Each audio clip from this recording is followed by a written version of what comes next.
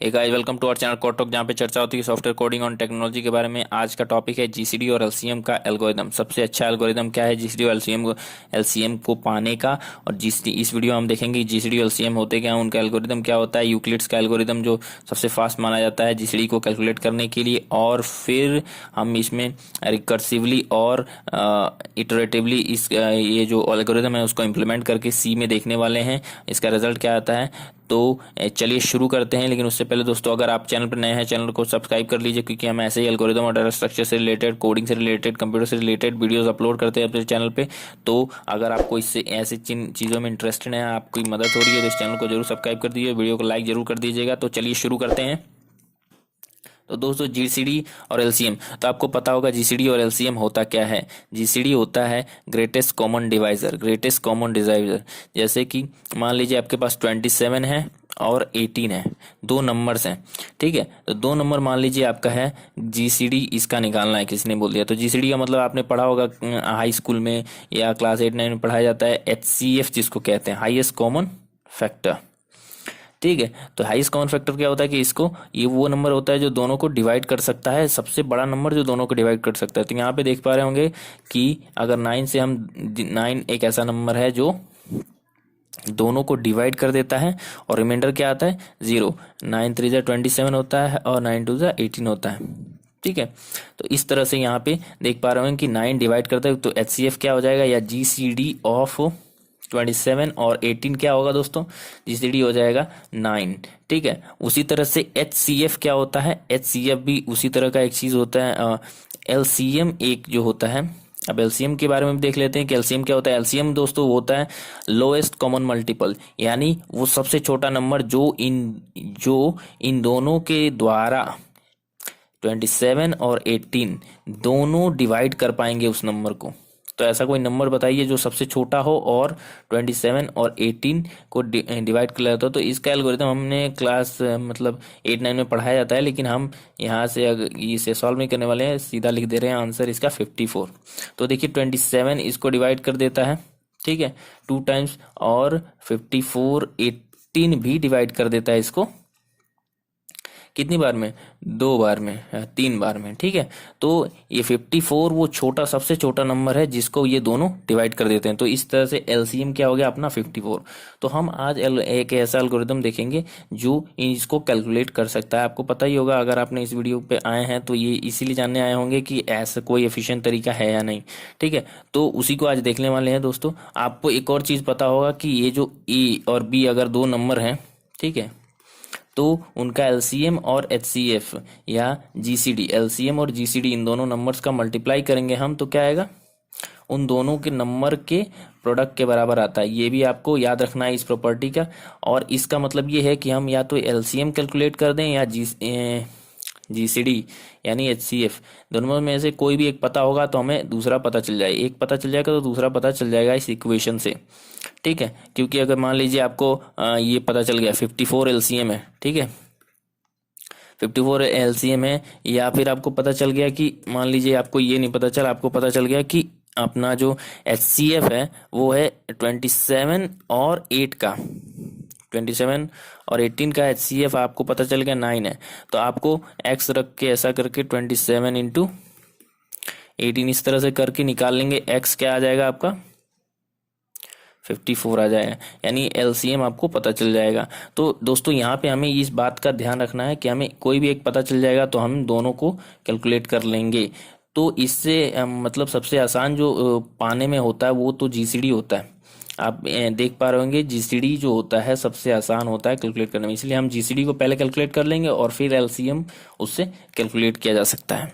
तो जो कोडिंग में हम देखने वाले हैं कि कोडिंग जब करते हैं तो एक तो ब्रूट फोर्स तरीका है कि हम सभी नंबर्स को डिवाइड करें, है कि नहीं, हम सभी नंबर्स को डिवाइड करें और फिर क्या करें, जैसे कि आप मान लीजिए 27 है, ठीक है, और 18 का निकालना है, तो हम क्या करें 1 से डिवाइड करें, ठीक है, ये नहीं मिल रहा है, 1 1 दोनों से डिवाइड हो गया, ठीक है, फिर 2 से डिवाइड करें, 2 से भी ये नहीं डिवाइड हो रहा है लेकिन ये डिवाइड हो रहा है, तो ये तो एचसीएफ नहीं हुआ। फिर 3 से, इस तरह से टेस्ट करते जाएं और जो सबसे बड़ा नंबर मिलेगा हमको जो दोनों को डिवाइड कर देगा, ठीक है, वो हमारा HCF हो जाएगा या GCD हो जाएगा। ठीक है, तो एक तो ये तरीका हो सकता है जो हम करते हैं, लेकिन वो हमें नहीं जानना है। तो लेकिन इसको भी हम देख लेते हैं, इसका कोड किस तरह दिखेगा इस तरीके का।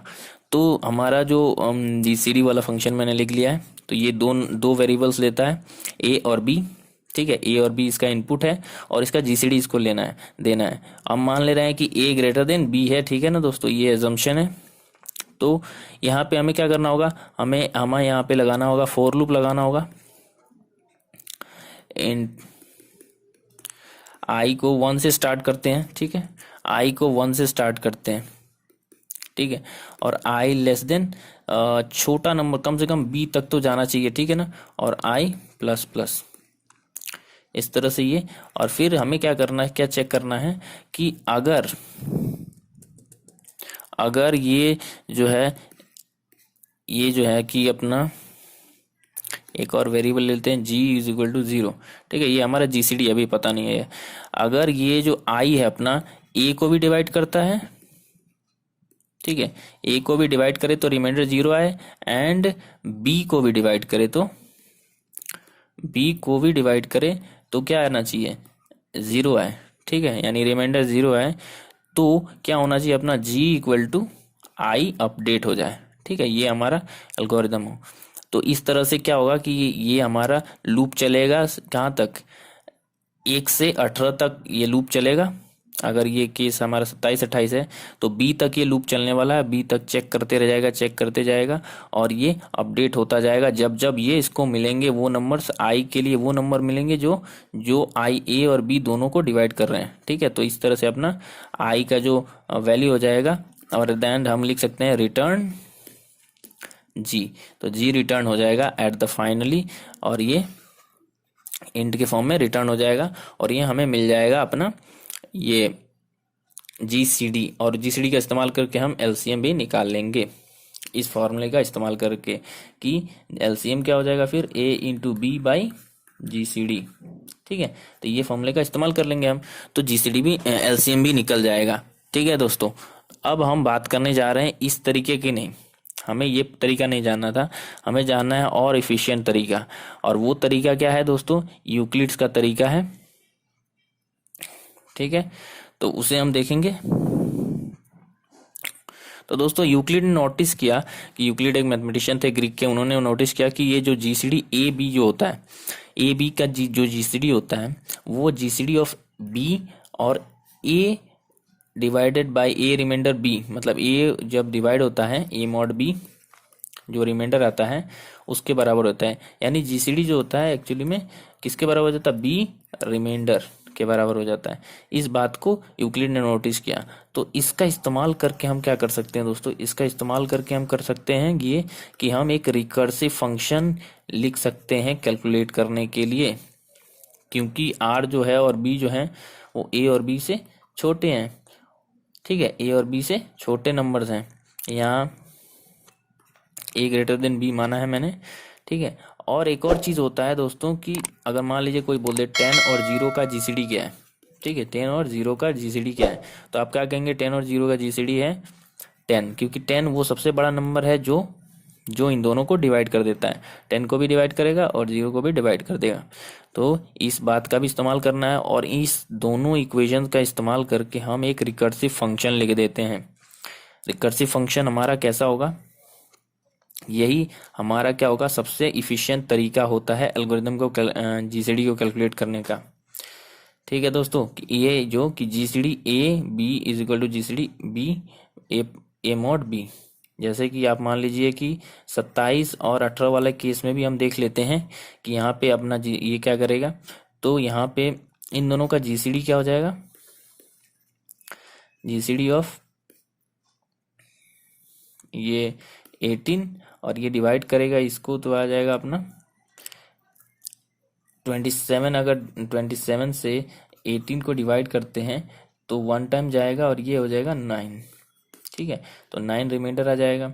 और उसी तरह से फिर से ये GCD और फिर से इसी एल्गोरिदम को लगाएंगे तो ये 9 हो जाएगा और ये 0 हो जाएगा, और इस तरह से अपना GCD क्या आ जाएगा, 9।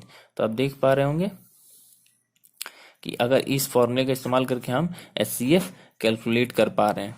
ठीक है, तो ये HCF कैलकुलेट हो जाएगा और फिर LCM भी कैलकुलेट हो जाएगा। तो इसके लिए हम एक रिकर्सिव फंक्शन लिख लेते हैं जो हमारे लिए ये काम करेगा। तो हमारा रिकर्सिव फंक्शन ऐसा कुछ होना चाहिए, इंट GCD AB, ठीक है। यहाँ पे मैं फॉर्मल तरीके से नहीं लिख रहा हूँ, लेकिन ये आपको बस याद रखना है कि it will return if b equal to 0 हो जाए। b इक्वल टू 0 हो जाए तो रिटर्न क्या हो जाए, रिटर्न a, ठीक है। और नहीं तो क्या हो, अपना ये कॉल करता रहे अपना फंक्शन को GCD फॉर b a%b, ये जो है अपना क्या हो जाएगा, अपना कॉल करता रहेगा खुद को। और इसे आप इस रिकर्सिव फंक्शन को ट्रेस कर सकते हैं दोस्तों। ट्रेस करके देखिए कि क्या आपका ये जो रिजल्ट है वो आ रहा है कि नहीं। इसे ट्रेस करेंगे तो ज़्यादा अच्छे से समझ आ जाएगा आपको कि ये सबसे फास्ट तरीका है दोस्तों कैलकुलेट करने का GCD। इसका रिकर्सिव फॉर्म भी हो सकता है हमारे पास। यहाँ पे इसका रिकर्सिव फॉर्म भी मैं दिखा देता हूँ आपको कि रिकर्सिव में क्या हो जाएगा कि आपका GCD जो होगा वो क्या होगा, यहाँ पे आपका A होगा, ये B होगा, ठीक है। और यहाँ पे वाइल ऐसा हो सकता है, while A is greater than 0, ठीक है। A इज ग्रेटर देन 0 क्या हो जाएगा, आपको वही ट्रिक है, लेकिन मैं उसको रिकर्सिवली रिकर्सिव ना करके यहाँ पे इटरेटिव फॉर्म में किया जा रहा हूँ। तो यहाँ पे ये वाइल A ग्रेटर देन 0 क्या होना चाहिए, if A is greater than B। आपको ये चीज का ध्यान रखना है, if A is greater than B swap करना है आपको, स्वैप B, सॉरी, अगर आपका जो फंक्शन है मान लीजिए छोटा हो जाता है, ठीक है, ये जो है छोटा हो जाता है, तो स्वैप कर लेना है आपको, स्वैप A, B, ठीक है। नहीं तो आपको क्या करना है, A की वैल्यू को क्या कर देना है, बस अपडेट करते जाना है। A की वैल्यू को A is equal to A%B, और एट द एंड जब तक ये खत्म हो जाएगा, ये पूरा फंक्शन जब खत्म हो जाए तो आपको रिटर्न कर देना है B की वैल्यू, रिटर्न B, ठीक है।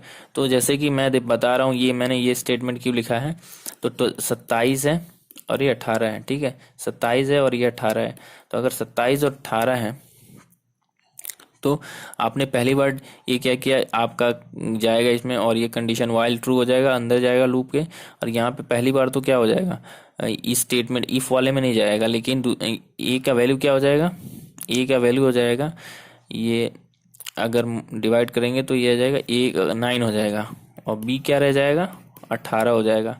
पहला जब लूप में आने के बाद से B तो 18 ही रहेगा, लेकिन A अब 9 हो जाएगा। अब फिर दोबारा इफ में जब जाएगा दोस्तों, तो यहाँ पे क्या होगा, A अब छोटा हो चुका है, तो इसीलिए इसको स्वैप कर लेना है, 18 हो जाना चाहिए और फिर से ये 89 का पेयर बन जाएगा। मतलब इसीलिए स्वैप करना जरूरी है यहाँ पे, इसीलिए मैंने स्वैप किया है, ठीक है। और बाकी स्टेटमेंट तो यूक्लिड का स्टेटमेंट है, उसके बाद से ये रिटर्न होने हैं। तो ऐसा है, आपको ये रिकर्सिव समझ आएगा दोस्तों। इसके लिए मैंने कोड लिख रखे हैं, तो कोड को भी देख लेते हैं। तो चलिए, ये अपना पहला वाला जो कोड है वो आपको दिख रहा होगा। पहला वाला कोड जो है, यहाँ पे जो पहला कोड है, तो यहाँ पे देख पा रहा होगा आपको कि कोड यहाँ पे ये जो फॉर लूप चल रहा है, यहाँ पे कब तक चल रहा है, ये दोनों को चेक कर रहा है कि कौन से नंबर्स डिवाइड कर पा रहे हैं, ठीक है। अगर I दोनों को डिवाइड कर रहा है तो G का वैल्यू I के बराबर हो जा रहा है, ठीक है। और एट द एंड जो G का वैल्यू होगा वो रिटर्न हो जा रहा है, एट द एंड जो G का जो वैल्यू है वो रिटर्न हो जा रहा है। यहाँ पे आप देख पा रहे होंगे, इसको मैं रन करूंगा तो यहाँ पे मैंने किसका लिए, उसके 14 और 10 का मैंने GCD कॉल किया है। तो यहाँ पे देखते हैं अपना क्या आउटपुट मिलता है। तो यहाँ पे नेम स्पेस की जगह स्किप लिखा है, तो यहाँ पे स्पेस कर दिया मैंने, ठीक है दोस्तों। तो यहाँ पे ये रन कर रहा है, तो 14 और 10 का जो आंसर आने वाला है वो क्या होने वाला है, GCD 2 आएगा, ठीक है। तो यहाँ पे देख पा रहा होगा आपको कि GCD 2 आया है। तो सही है। ये ब्रूट फोर्स में क्या करना होता है आपको, ऑर्डर ऑफ n टाइम्स हो जाता है ये, मतलब जितना बड़ा नंबर होगा उतना बड़ा आपका ये पूरा टेस्ट करता है, इसीलिए बहुत ज़्यादा कॉम्प्लिकेटेड, बहुत ज़्यादा टाइम कंज्यूमिंग एल्गोरिदम है। ऑर्डर, इसका जो ऑर्डर होता है ऑर्डर ऑफ n हो जाएगा। लेकिन ये अपना ये दूसरा जो तरीका है हमारा दोस्तों, रिकर्शन वाला, यहाँ पे देख पा रहे हैं यूक्लिड्स का रिकर्शन वाला तरीका है। यहाँ पे हमने क्या किया, यहाँ पे रिटर्न b%a, मतलब ये बार बार अपने आप को कॉल कर रहा है, ठीक है ना। तो ये यहाँ पे देख पा रहे होंगे ये फंक्शन है और ये अपने आप को कॉल कर रहा है किसके लिए, बी ए मॉड बी के लिए, ठीक है। और ये जब b 0 हो जाए तो ये फंक्शन, ये बेस केस है जो रिटर्न हो जा रहा है, और इसके वजह से आप देख पा रहे होंगे यहाँ पे ये फंक्शन कंप्लीट है। कितना सिंपल तरीका से लिखा हुआ है, और इसी एल्गोरिदम को ये रिकर्सिव लिखा हुआ है। और यहाँ पे मैंने नीचे ये जो कैपिटल वाला जीसीडी फंक्शन है उसमें मैंने उसी चीज को क्या किया है, हमने इटरेटिवली लिखा है। तो यहाँ पे इटरेटिव लिखने के लिए देख पा रहे होंगे अभी मैंने समझाया था कि यहाँ पे a%b है, ठीक है। और ये जो है अपना स्वैप हो रहा है, यहाँ पे दोनों वैल्यू a और b की वैल्यू स्वैप हो जा रही है, यानी अदला बदली हो जा रही है a की वैल्यू, ठीक है। जब a लेस देन b, जब a लेस देन b होगा तो ये वैल्यू स्वैप हो जा रही है, ठीक है। और अंत में b रिटर्न हो जा रहा है, तो ये अपना जीसीडी दे देगा। तो हम किसी भी फंक्शन का इस्तेमाल कर सकते हैं, यहाँ पे मैं दोनों का इस्तेमाल करने वाला हूँ। तो यहाँ पे मैं लिख देता हूँ कॉमा GCD। तो एक हम क्या कर रहे हैं, ठीक है। तो ये हो जाएगा अपना GCD, इसको भी हम 14 और कॉमा 6, 14,6 के लिए कॉल कर रहे हैं। तो ये एक तो रिकर्सिव वाला फंक्शन है और एक इटरेटिव वाला फंक्शन है, और देखते हैं हम दोनों दोस्तों की क्या क्या आंसर आता है दोनों का। तो यहाँ पे दोनों का आंसर सेम आना चाहिए दोनों तरीके से। और जी हाँ, देखिए दोस्तों कि एक इटरेटिव की वजह से 2 लिखा है और एक रिकर्सिव की वजह से 2 लिखा है, तो दोनों हमारा फंक्शन सही है। आप भी ऐसे कोड्स को बना लीजिए, देखिए कि कैसे आप काम करें और इन दोनों को ट्रेस करने की कोशिश कीजिए। आशा है आपको इस वीडियो में बहुत कुछ सीखने को मिला होगा। और अगर आप चैनल पर नए हैं तो चैनल को जरूर सब्सक्राइब कर दीजिए। वीडियो अच्छा लगा तो वीडियो को जरूर लाइक